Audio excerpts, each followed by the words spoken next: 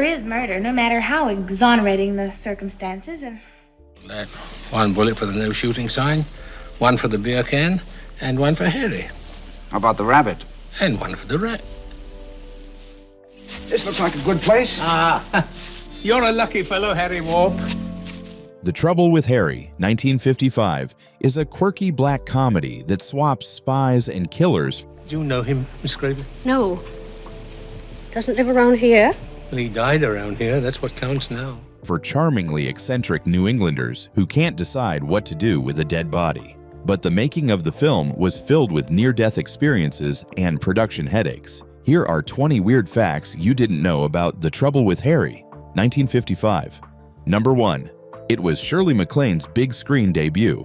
Before she was a Hollywood icon, Shirley MacLaine was a young chorus girl who got her big break in the most dramatic way possible. She was the understudy for the lead in the Broadway show The Pajama Game and had to step in one night when the star was injured. As luck would have it, a producer was in the audience that night and was so impressed that he recommended her to Alfred Hitchcock. Hitchcock had been looking for his next leading lady, but he wasn't interested in a seasoned actress. He loved the idea of MacLaine being completely new to movies, famously telling her, "All this simply means is that I shall have fewer bad knots to untie." He found her natural, unpolished charm perfect for the role of Jennifer Rogers.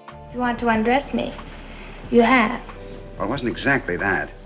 This film launched her into stardom, and it all started with one lucky night on Broadway. Number 2. Hitchcock became MacLaine's on-set diet coach. Sort of Alfred Hitchcock and Shirley MacLaine developed a close fatherly bond on set. Hitchcock, a famous gourmet, knew MacLaine was a struggling chorus girl who hadn't eaten well in years. He doesn't. He never came in. He called the following morning. He took it upon himself to make sure she was well fed, taking her for big breakfasts every single day before shooting began. While it was a kind gesture, it had an unintended side effect. MacLaine started gaining weight. The studio executives back in Hollywood were not pleased. After reviewing the daily footage, the president of Paramount Pictures called MacLaine and told her to stop eating so much, warning her that she was going to ruin her career before it had even begun. In one interview, she recalled that the word they used to describe her was blimp. Despite the studio's panic, MacLaine's performance was a hit, and her career turned out just fine. Number 3. The movie was a grand experiment in black comedy. Hitchcock was running a test. He was fascinated with seeing how far he could push audiences, and The Trouble with Harry was his experiment in 2 ways.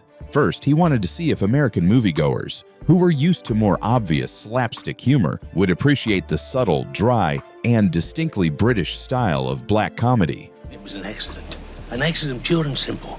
I thought he was a rabbit or a pheasant or something. It could have happened to you.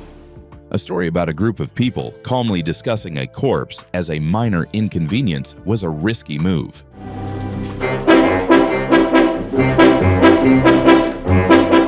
Second, he intentionally cast actors who weren't huge box office draws. Hitchcock believed that big-name stars could sometimes distract from the story, and he wanted to see if a film could succeed based on its unique tone and narrative alone, without relying on star power. While the experiment didn't pay off financially at the time, the film's enduring cult status proved he was onto something. Number 4. You can spot a future TV icon in a minor role. Alfred Hitchcock had a knack for casting, and he often spotted talent long before anyone else. For the role of Arnie, the young son of Shirley MacLaine's character, he cast a then-unknown child actor named Jerry Mathers. 4 rabbits feet and he got killed. He should have carried a 4-leaf clover, too. Mathers was adorable and delivered his lines perfectly. I think you got the best deal. Dead rabbits don't eat. Holding his own against the adult cast. While his role in The Trouble with Harry was small, it was a sign of bigger things to come. Just 2 years after the film's release, Mathers landed the role that would make him a household name across America. Theodore Beaver Cleaver on the iconic TV sitcom Leave It to Beaver. If you're enjoying this so far, hit that like button and subscribe for more awesome movie facts. And tell us in the comments, what movie brings you the most nostalgia and which one should we cover next? Number 5. Hitchcock bought the book rights in secret. Like many of his films, The Trouble with Harry was based on a novel. This one, however, was a short, humorous British book by Jack Trevor Story. To avoid the price getting jacked up, Hitchcock had his team buy the film rights anonymously, snagging them for just $11,000. For a minor novel that wasn't a bestseller, it was a pretty fair price. However, the author didn't see it that way. For the rest of his life, Jack Trevor Story complained bitterly about the deal, often telling reporters that Hitchcock had practically stolen it from him for a mere $400,000. Years later, when Hitchcock's team tried to renew the rights for free, the author fired back with a legendary response, saying that he had no intention of maintaining Alfred Hitchcock in his old age. Number 6. The Voice of an Angel stars as the hero. The handsome and charming leading man, Sam Marlowe, was played by actor John Forsythe. Besides, what's the matter who did it? It'll be better for all of us if he's buried and out of the way. At the time, Forsythe was a well-respected actor but hadn't yet achieved massive stardom. He had a solid career, but his most defining roles would come much later, and many of them wouldn't even show his face. Years after playing the quirky artist in The Trouble with Harry, Forsythe became the iconic voice of the mysterious millionaire Charlie Townsend in the hit TV series Charlie's Angels. He was the unseen boss who gave the Angels their assignments over a speakerphone. He later became a primetime superstar as the powerful patriarch Blake Carrington on the 1980s soap opera Dynasty. Number 7. The movie nearly killed Alfred Hitchcock. You'd expect a near-death experience on the set of a thriller like Psycho or The Birds. But ironically, Hitchcock's closest brush with death happened during the making of this lighthearted comedy. While filming on location in Vermont, the crew was setting up a massive 850-pound VistaVision camera. Suddenly, a metal bracket holding the enormous piece of equipment snapped. The camera unit came crashing down, clipping Hitchcock on the shoulder as it fell and pinning another crew member to the ground. Had Hitchcock been standing just a few inches in a different direction, the camera would have crushed him instantly. Number 8. The beautiful Vermont scenery was mostly fake. Hitchcock chose to film in Vermont specifically for its stunning autumn foliage, wanting the vibrant reds, oranges, and yellows to create a beautiful, ironic backdrop for the dark comedy.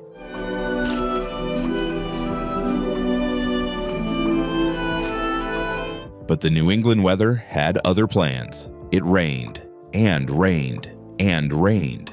The constant downpours made filming outdoors nearly impossible. To keep the production going, the crew was forced to move indoors, building many of the exterior sets inside a local high school gymnasium. This created a whole new problem. The sound of the rain pounding on the gym's tin roof made the dialogue completely inaudible, forcing the actors to re-record most of their lines later. That beautiful, crisp autumn day you see on screen?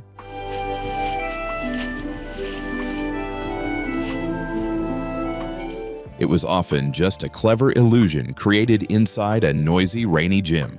Number 9. They had to mail order autumn from Vermont. The production headaches with the Vermont scenery didn't end when they left the location.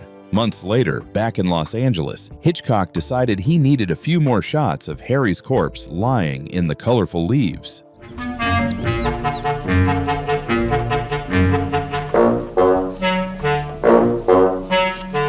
This presented two major problems. They didn't have the actor who played Harry, and they certainly didn't have Vermont's signature autumn leaves in California. The solution was as absurd as the movie itself. To get the leaves, Hitchcock had boxes of them collected and shipped all the way from Vermont to the Hollywood studio. Then, he had a team of poor assistants painstakingly pin each individual leaf onto the bare branches of California trees to recreate the New England look for just a few seconds of film.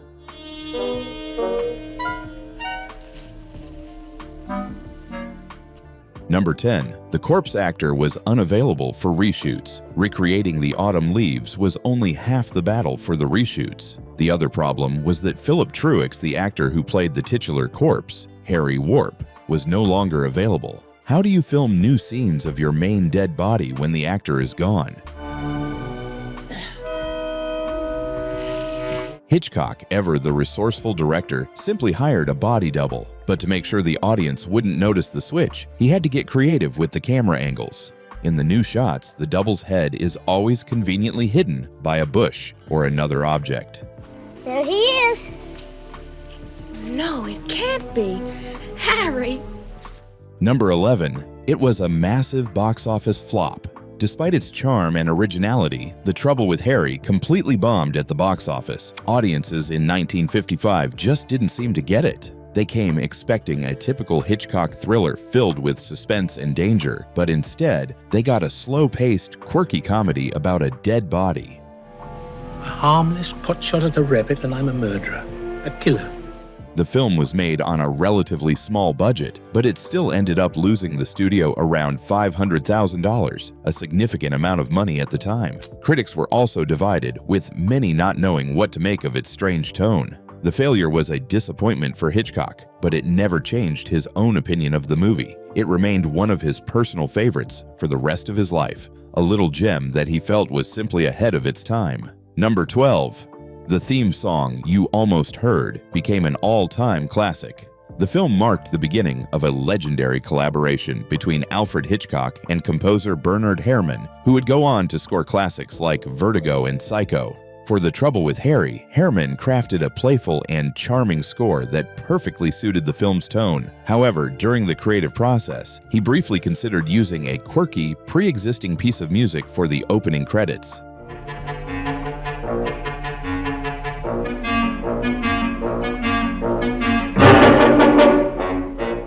Charles Gounod's Funeral March of a Marionette. He and Hitchcock ultimately decided to go with an original composition instead, but that whimsical, spooky tune stuck in Hitchcock's mind. A few years later, when he launched his television series, Alfred Hitchcock Presents, he chose Funeral March of a Marionette as its theme song. It became one of the most famous and instantly recognizable TV themes of all time.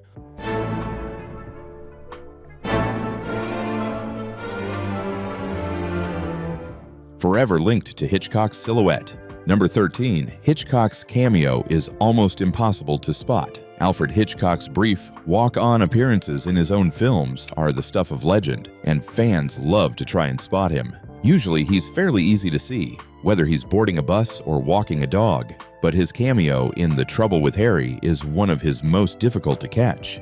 It's a true blink-and-you'll-miss-it moment. About 22 minutes into the film, an old man is looking at Sam Marlowe's paintings by the side of the road. As a limousine pulls up, you can see Hitchcock for just a split second walking past the back of the car in a trench coat. I think we've got a nearsighted cider customer. It's so quick and subtle that if you're not actively looking for it, you'll almost certainly miss it. This hard-to-spot appearance perfectly matches the understated and sneaky humor of the film itself. Number 14. One line of dialogue sums up the entire film's vibe. In a famous series of interviews with French director François Truffaut, Hitchcock revealed the single line of dialogue that he felt captured the entire spirit of The Trouble with Harry. It happens early in the film when Captain Wiles, played by Edmund Gwenn, is dragging Harry's body through the woods. A woman stumbles upon him and, with perfect politeness and not a hint of alarm, asks, "What seems to be the trouble, Captain?" What seems to be the trouble, Captain? Well, it's what you might call an unavoidable accident. For Hitchcock, that line was the heart of the movie's comedy. The deadpan, matter-of-fact delivery in the face of a completely absurd situation. He's dead. Yes. I would say that he was. A man dragging a corpse was what he found so hilarious. It perfectly illustrates the film's unique brand of humor, where the bizarre is treated as something perfectly ordinary. Number 15. The world premiere happened in a tiny Vermont town. As a thank you to the state that served as the film's beautiful and frustrating backdrop, Hitchcock decided to hold the world premiere in Barre, Vermont. The event took place at a tiny local movie theater, and as you can imagine, the town went all out. They rolled out the red carpet for the Hollywood cast and crew, treating them to a massive Vermont-themed feast. According to the local newspaper, the menu included fresh apple cider and Maine lobster, prepared with a special Vermont recipe. The townspeople gave Shirley MacLaine a corsage of red roses and presented Alfred Hitchcock with a special gift, a map of Vermont carved out of local granite. It was a charming and heartfelt celebration that brought a touch of Hollywood glamour to small-town New England. Number 16. Hitchcock personally made a Vermont tourism ad. Hitchcock's appreciation for Vermont didn't stop with the local premiere. Despite all the trouble the weather gave him, he genuinely fell in love with the state's beauty. To share that appreciation with the rest of the country, he directed a special 3-minute promotional short called Vermont the Beautiful. When The Trouble with Harry was released nationally, this mini documentary was shown in theaters right before the main feature. In it, Hitchcock celebrated the stunning landscapes and charming atmosphere of the state. It was a unique promotional strategy that served as both an ad for his movie and a personal endorsement of Vermont as a travel destination. Number 17. The film became one of the 5 lost Hitchcocks. For about 30 years, The Trouble with Harry was nearly impossible to see.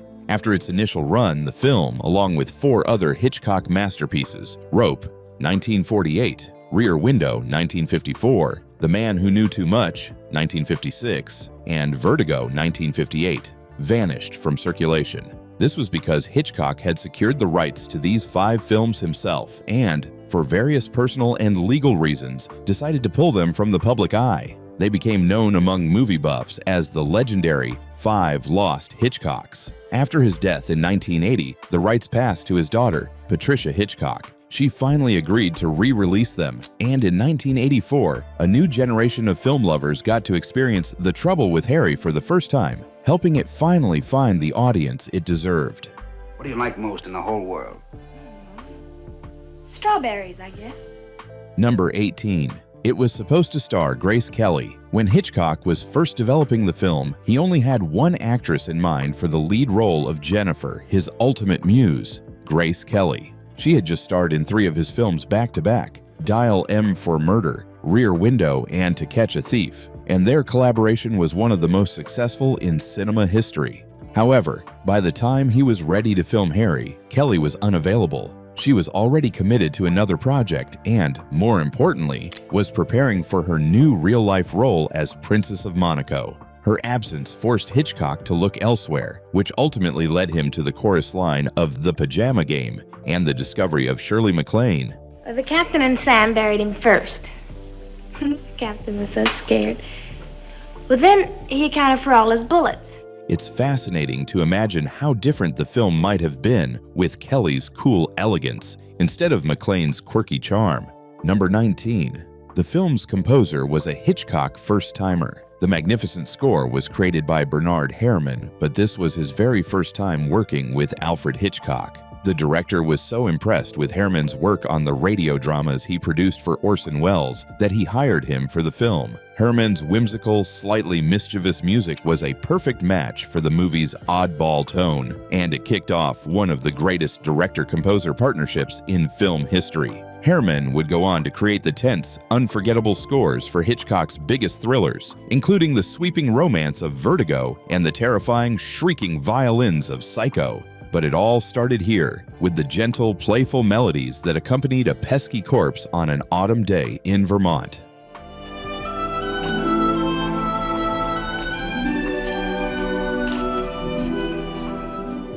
Number 20. It remained one of Hitchcock's personal favorites. Despite being a commercial failure and a nightmare to produce, Alfred Hitchcock always had a huge soft spot for The Trouble with Harry. He loved its gentle, dark humor. This could turn out to be the luckiest day of my life. And its departure from his usual high-stakes thrillers. He was proud of the film's unique tone and the charming performances he got from his cast. But I didn't fall in love with Jennifer until after Harry was dead. Try telling that to the police. She's right, Sammy boy. In many ways, it was his most personal and playful film, a chance to indulge his own quirky sense of humor without the pressure of delivering a blockbuster. While audiences and critics didn't get it at first, Hitchcock's faith in the movie was eventually rewarded as it found its cult following decades later, proving that sometimes a director's favorite child isn't the most successful one, but the one that's the most special. And that's 20 weird facts about The Trouble with Harry, 1955. From near-fatal accidents to mail-order leaves, Alfred Hitchcock's quirky comedy remains one of his most unique and charming films. If you enjoyed the video, don't forget to like, subscribe, and comment which movie we should cover next.